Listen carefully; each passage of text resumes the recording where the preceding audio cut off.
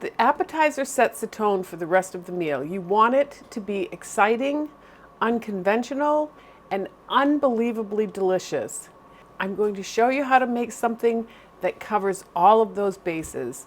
Let's get started. Oh, whoops, I just realized. Your pan needs to go in. We have 2 tablespoons of butter. We're gonna put in the pan, and this needs to go in. So we're gonna put this in. The pan needs to be hot when you get ready. Traditionally, this pan is a 9-inch cast iron pan. I have every size on the planet of cast iron pans except for a 9-inch pan. So I got a 9-inch deep dish pie plate and have put that in the oven with the butter to melt. The temperature on the oven should be 425. It's really important to have that pan heated because the process of this is to push this up, and the second you put this room temperature ingredients in that pan, you can see them start sizzling on the side. So it's really important to have that pan heated. And we have 4 large eggs, or 212 grams. So what we're doing with these eggs is we're gonna whisk them until frothy. This is such an easy recipe, and it's so quick that I just do this by hand, and it takes about a minute of whisking.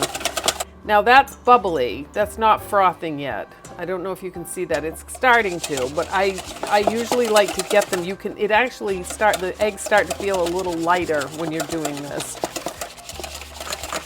Now that's froth. See that right there? You're starting to get some good froth on that, and I'm just gonna, that's looking pretty good. Okay, so I would say that's good froth right there. And the next thing we're gonna do is put in a cup of milk, or 236 milliliters. So we're gonna put this in with the eggs and just mix that until it's well combined. Okay, the next thing is the flour. We're gonna put a half a cup, or 60 grams. Just keep kind of whisking along as you go. Quarter cup of cornstarch, which is 30 grams. A quarter teaspoon of pepper, which is about 2 big pinches, or 2 or 3 big pinches, but it's like 1.42 grams. Half a teaspoon of salt, which is 2 grams, and half a teaspoon of thyme leaves. You can use fresh or dried. I didn't put grams because it varies by the weight, but it's half a teaspoon. Okay, so we've got this all mixed up, and literally that's all we do. Take this pan out. The butter has melted. And I'm going to pour this in the pan. You can hear it sizzling. And then I'm going to sprinkle, let's see how much, a quarter cup of Parmesan cheese or Swiss cheese. And for the Parmesan, which is what I'm using, it's about 40 grams. I'm just gonna sprinkle this all over.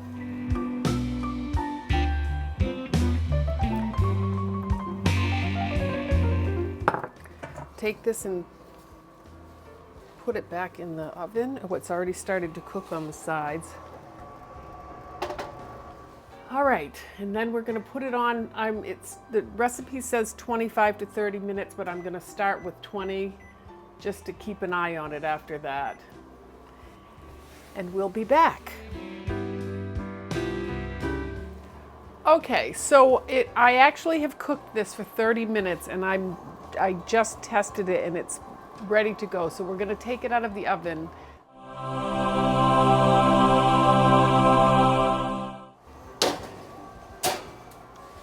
And this is our Dutch Baby, beautiful appetizer. This will deflate really quickly, so don't be alarmed.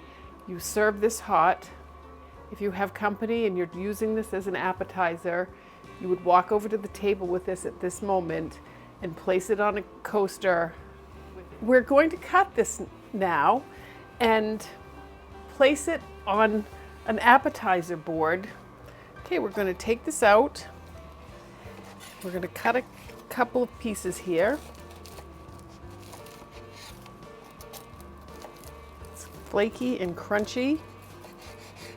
I've got a little spaghetti sauce that I made, some mozzarella cheese with thyme and olive oil, salt and pepper, a little bit of basil, and then we're just going to put a couple of pieces on this board. And this is just this crunchy, airy, delicious yumminess. It's so crunchy. It's just so delicious. But if it's just it is so delicious. The Parmesan cheese on the top gives it with the thyme, and it is just such a nice, easy meal. I hope you enjoy. Thank you. I'm going to show you how to make something that is both unconventional and unnecessary. No. Make something that is both unconventional and unforgettable. Unconventional. Unconventional. Oh, unconventional? Unconventional is what you said. Oh no. Oh my gosh, unconventional. Did I? No, I'm gonna do the word, it's great. A delicious appetizer that is both unconventional.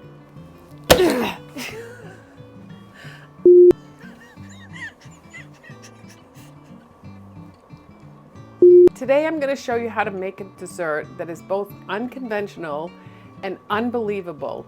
It is, did I say it again? It's not a dessert. It's not a dessert.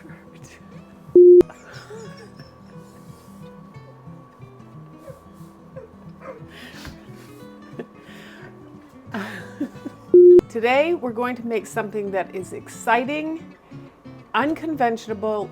Ah! Oh my gosh.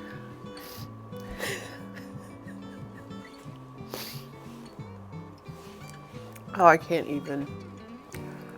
Oh, I need to take just 1 second, please.